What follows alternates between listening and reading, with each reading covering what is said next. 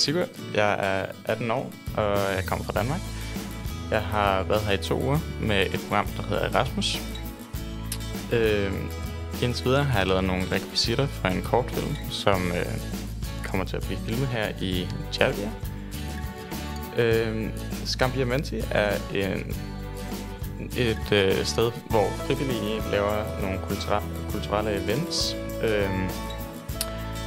For eksempel kan det være forfattere, der laver nogle bogpræsentationer, nogle digtere, der læser op, hvad de har lavet, malere, der viser nogle malerier.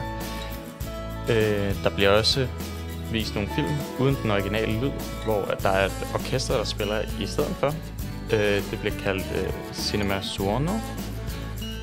En filmfestival bliver afholdt hvert år, hvor at instruktørerne indsender deres film, hvor at der så bliver afholdt en konkurrence, hvor at vinderen så får lov til at lave en film her i Tjællvia. Og så det er også den film, jeg har været med til at lave nogle rekvisitter til.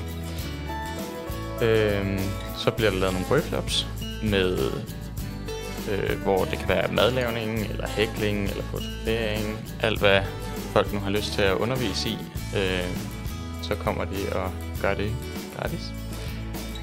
Man kan komme og få gratis bogkurser i for eksempel italiensk, fransk, spansk og meget andet.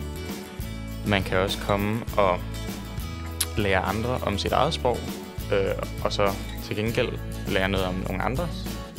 Og det kan også ske med kultur, hvor at så kommer vi og lærer noget om italiensk kultur, og så lærer de til gengæld noget om dansk kultur.